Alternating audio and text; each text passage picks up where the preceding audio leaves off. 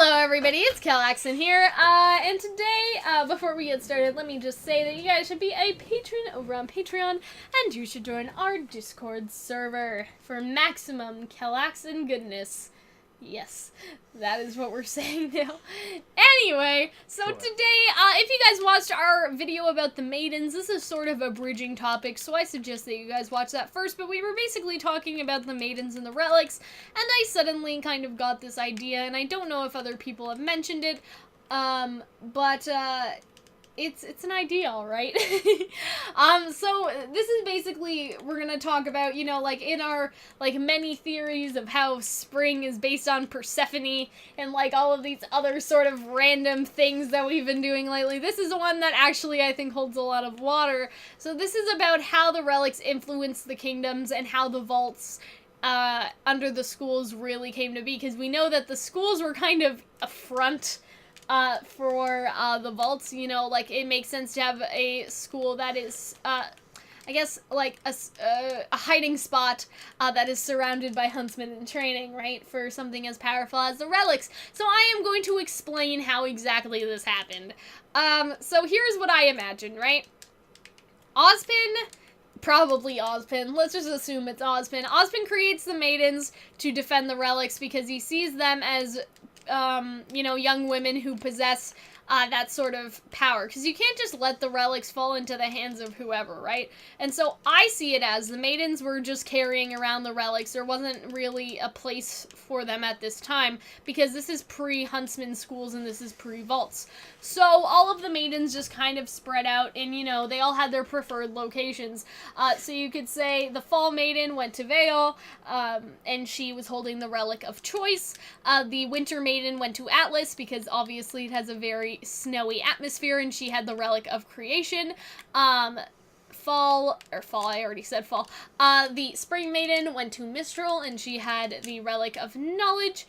And then the Summer Maiden went to Vacuo and had the relic of destruction. Everything was fine for a while. That is kind of what I would like to preface this with. But anyway, if you watched in our maiden video already, I kind of explained how, I kind of explained how, I guess, the relics aren't, like, seasonal, I guess. Like, the relics don't have a tie to a specific season, because the maidens were created after that. Like, it's not like they did, you know, like, winter's destruction, because everything gets cold and it all dies. Like, it's just sort of the personality traits that maybe the original maidens, like, sort of embodied, in order to kind of carry this stuff around, you know what I mean? So it probably had really nothing to do, with, like, seasons, right? It had nothing to do with winter. Which is an odd thing. Like, you'd wonder why they'd name them that in the first place. What do you mean? Name them. No, I'm talking about the relics have nothing to do with seasons. Okay. Not the maidens. The maidens obviously have something weird, I don't know. But I'm saying that in terms of the relics were created before the maidens, so they have nothing to do with anything seasonal whatsoever. In case you didn't watch our maiden video, I want to get that out of the way, that, like, it wouldn't make sense for them to, because the maidens were created, say, even 1,000 years after the gods made the relics in the earth and whatever, right? And so, the way I imagine it is the wizard somehow collected all of these relics, right? And so he felt the need to protect them, and that's why he was a hermit. Like, that's why he went to live by himself, because nobody would bother this lonely old man. You know what I mean? And so he was just kind of protecting the relics and hopefully keeping them there till he passed, sort of like that, but he knew he was getting old, and so he kind of passed it, down, right? You know, he saw these young maidens, and he said, listen, I'm probably gonna kick it soon, because I'm pretty old. That didn't happen, because obviously we have Ozpin, but he kind of said, you know, like, I've been kind of hermiting in my house for a long time with all these relics. I think I can give them to people I see fit. You know what I mean? And also, we know that, like, not that the maidens are code names, I don't want to say it like that, but we know that, like, how Ozpin was saying, like, Autumn is down, like, stuff like that. Like, it's really just kind of a code, right, to, like, it explains sort of who's holding the relics in a sense. So anyway, like, they all decided to go to certain continents or whatever. But then they had the relics, and we don't know the power of the relics yet, but here's the way I see it. Mistral is, I guess I'll start with Mistral. Basically I'm saying that the relics are why the kingdoms became what they did. Mistral is, like, had the knowledge relic in it, right? And it's a place of culture and, like, art and music and stuff like that. Like, it's a very like, you could say it went through a renaissance, like, of art, right? It's a very cultural place that is, like, booming with sort of life, and, you know, like, as much as writing and stuff does come from the soul, it does take a certain intelligence, like, a certain amount of knowledge to be able to produce, like, writing that will, I guess, like, sway people, you know what I mean? And, like, fashion and stuff like that. Like, it does take a certain amount of knowledge, intelligence, whatever you want to call it. It's not just, like, ooh, I can write music because it comes from my heart. Like, I have, like, for singing, I have an understanding of music theory. I have a knowledge of how that works. I wasn't just born a good singer, you know what I mean? And so I feel like the relic somehow helped in the cultural development of Mistral. So you get to Vale, and Vale's a very... I kind of compare Vale to Canada a lot. Like, Vale is kind of the place where anyone from any kingdom can just kind of come to chill. You know, it's very welcoming, and it's all about choices. And you see that with Ozpin, that with him, it's very much based on choice, that it's the current choices that really matter. So Jean's choice to forge his transcripts because he wanted to get into Beacon very bad. Blake's choice to abandon the White Fang and instead go to school. Like, Ozpin very much values those choices. And so I feel like Vale society is sort of built on choice. Right, and you could say that, but I feel like we didn't really see enough of Vale. Like, we didn't get any information about what Vale is good for, like, if you know what I mean. Just being there, it's the standard. But, I am gonna get to the Great War soon, and so I would like to mention that Vale had a choice in the war. It could either conquer and plunder everything, like Mistral and Atlas, and it could have joined them and sort of been, like, could have played with the cool kids. Like, we talked about how Lionheart may not be scared, but it's self-preservation. Like, oh, I don't want them to get me, or I'm just picking the strongest on the playground. Like, Vale could have did that, but instead it chose to defend the helpless. And so you can kind of see how the relic may have affected Vale's choice in that way, or the people of Vale there. That choice is very important, you know what I mean? And that...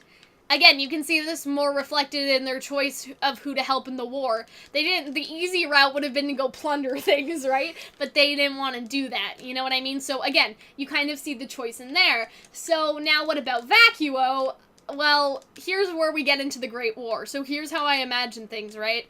Winter kind of helps Atlas out. Like, she really works on that creation relic, you know what I mean? Like, I don't know how the relics work, but she really makes it so the people in Atlas are very, like, intuitive, like, with their technology, and so they start becoming, like, the most, like, technological advanced kind of place, I guess you could say, in all of Remnant, you know what I mean?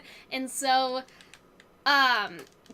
the creation is very strong with Atlas. Like, we know that in its history, but then the war happens, and so what I imagine happened is, like, you know, like anybody, Atlas went to go exploring, right? Because that's always how, colonialism starts. It's like, somebody went to go explore and find some things. And now we have slavery! Yeah, so that's kind of where I'm going, actually. It's that... Oh, Jesus Christ. Not exactly. I just hope RWBY doesn't do the Atlantic slave trade, you know? But what I'm saying is so they just went over to Vacuo kind of to play nice, if you will, right? But then, I don't know how it happened, but somehow, they got the Destruction Relic, right? Atlas got the Destruction Relic. We gave the Australians the power of destruction. Australians? I always imagined them as being Atlas? No, not Atlas. I was thinking of the other one. Continue. Oh, okay. Vacuo. Whoopsie daisy. Okay. So anyway, Atlas, who was all about creation, suddenly gets a Destruction Relic. We gave the Germans the Destruction Relic. You see, that one works better. That's much better. That's exactly what I mean, is that, you know, Atlas was once a place of, like, where, like, technology was great and everything, but then suddenly they get the Destruction Relic, and this changes the structure of their kingdom, and this is kind of why Ozpin made the vaults, is what I'm getting at, is because Atlas somehow got the Summer Maiden. You know, the Summer Maiden had the Destruction relic on her. They took both of them, and so, like, Atlas was both simultaneously creating and also destroying at the same time, right? They had two relics. Things were getting tough in here. So that is why I think they went to destroy Vacuo. You know what I mean? Because I think they got a hold of the Destruction Relic, and that was forging their kingdoms, because we already see how the other relics could have impacted the kingdom in some way, and so as soon as you get the Destruction Relic, they all suddenly want to kill each other, because we know Vacuo was already that place where it's kind of cutthroat, right? Yeah. And so, you could say that we already see how, like, the Destruction Relic impacted the citizens there, but then you take the Destruction Relic and you bring it to Atlas, and Atlas is a place that is very technologically advanced and would like to plunder some people, and that is how you get the Great War, basically, is what I'm getting at. That's interesting. So, what I'm thinking is after the war happened, Ozpin said, okay, we obviously need to protect these better, because the maidens just carrying it around with them isn't working anymore, because the maidens get captured, something happens to them, and suddenly Atlas gets all the relics, and there's some kind of superpower that's killing everyone. So Ozpin says, okay, I'm gonna do one last feat of magic, because we're still assuming that Ozpin is the wizard here. I am going to create the schools and have everybody else create a school, and I'm gonna specially ask the Winter Maiden, the Summer Maiden, etc., to make a vault that can only be accessible with their feat or their skill of magic. Because I'm guessing that they all, even though they share some powers, they all have some special seasonal related one, right? Because I'm sure they can all use, like, the basic ice and the thunder. The Fall and Maiden whatever. excretes pumpkin spice. That's not exactly what I meant. But you know what I mean? That all of them overlap in some way, but they each have something that makes them special, and this is why Cinder needs to hone her power better, because the only way to unlock the vault that the previous Fall Maidens have had access to is training, and that's why, again, we know in the first episode of Volume 1, Lionheart says that the Spring Maiden had to undergo a lot of heavy training. Training for what? Probably training for that, you know what I mean? Yeah. Sorry, we got interrupted. So continuing on, I should say, this was kind of an effect of the Great War, you know, that Cinder, and the reason why Cinder needs to train so hard is because all of the vaults are just feats of great magic, in a sense. Like, they're all unlockable with certain magics that the maidens have, and so that's kind of why you could say that it's so important, right? And all that. I guess, to put it lamely, I suppose.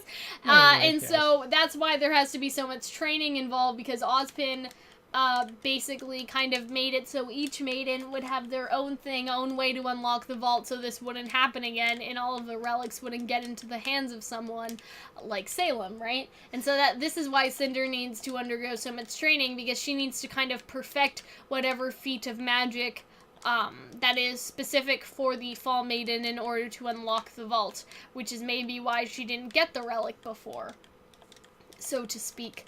And so I think that is a very solid theory for why things are as they are now, why each kingdom seems to happen to specialize in something where their relic just happens to be. You know what I mean? Like, it seems a little fishy when you think about it, and so I think this is a very good way to explain everything. It's a good explanation for a war. Like, I feel like that is what really worried Ozpin, is that wars will break out as soon as there is a relic imbalance, that each continent sort of needs to have one relic so then everybody can work together, because if one has all of, like, one relic, they'd all go crazy, unless there was some way to split each relic up into 4 pieces and pass them around, you know what I mean? Like, divide each relic up into 4 so everyone had a little bit. I'm kind of thinking that Did you bring enough supernatural power for the whole class? Yeah, exactly.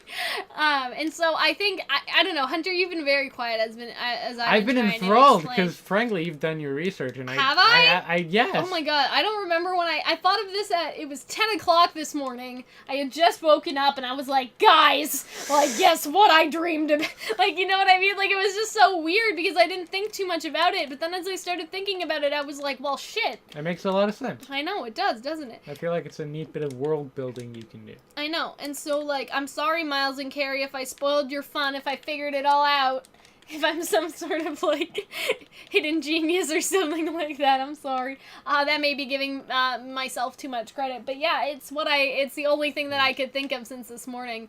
And so that's kind of why they made the schools and they made the vaults. And Ozpin was like, yeah, I guess I can't just be irresponsible. And that may have been what Ozpin meant by I made more mistakes than every man, woman, and child, because he thought that he could just let the maidens hold on to the relics and everything could be fine. He didn't have to safeguard it because that's the way it had been for a long time, but he didn't realize that the world was changing and it was kind of changing without him in that regard. And so maybe that's what he means by mistakes, that all of this bloodshed could have been avoided if he just told the maidens to be a little bit more careful and made some vaults, you know what I mean? And so that's what I feel like he could also mean by that, and this ties into the story very well, and I'm very proud of myself if y'all haven't been able to, like, this is probably the strongest theory I've ever made on this channel for something happening in the show.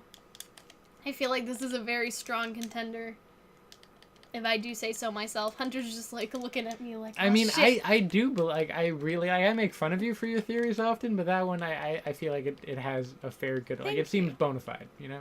I know. Thank you. You're very welcome. I'm very glad. It's anyway, the most genuine we've ever been with each other. Exactly. This is And I'm just gonna check real quick to see if there was anything else I said. There wasn't. So that was basically my entire thoughts from this morning, very fleshed out in a video format. You could say it's been real, guys. So I hope that you guys enjoyed this video. I hope that I don't know how to say this. I hope that you guys enjoyed this video. I hope that you guys think about this video. I hope that you chew on it. You decide whether you think that it's right. You correct me if I made any mistakes. Usually, though, it's not a case of me making a mistake. It's that I just didn't explain something. Like, I do make mistakes, trust me, but usually I'm infallible. It's these idiots just don't understand my brilliance. Sometimes people comment, like the other day, like they're like, but we saw Ren as a kid, and then 5 minutes later they posted, oh, never mind, because I explained what sort of kid I meant, and I explained later, like, oh, but I know we saw Ren as a kid, like, you know, like later I explain stuff, and people sometimes don't watch the entire video, and so I'll be like, at this timestamp though, I said this, and they'll be like, well, shit, I didn't watch all the way, I'm sorry, Cal, and I'll be like, it's okay, but watch the whole video next time, Jimmy, like, you know what I mean? Like, I feel like I'm scalding people a little bit, like, you should have read all of the material. Like, I'm your English teacher. Like, you shouldn't watch the movie, you should read the book. You know what I mean? Don't read a summary on Spark Notes, read the entire chapter. Yeah. Hunter and I never did that, though. I don't think Hunter and I never, like, avoided a book. I mean, like, in grade school, sure, but in high school, no.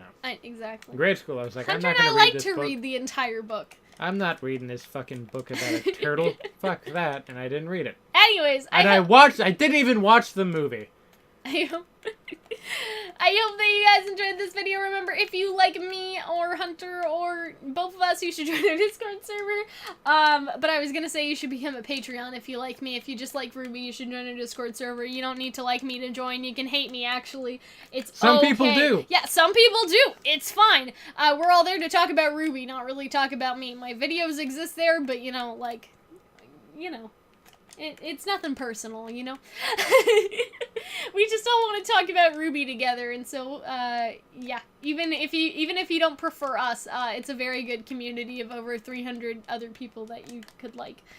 So I suggest that you check it out. It's statistically unlikely that you'll hate all of them. It's statistically unlikely that you'll hate all of them. That's right. Especially when some of them don't even talk, so don't worry about it. Anyway, guys, I hope that you enjoyed this video. All joking aside, I'm really proud of myself for this one, and we'll see you later. Bye-bye.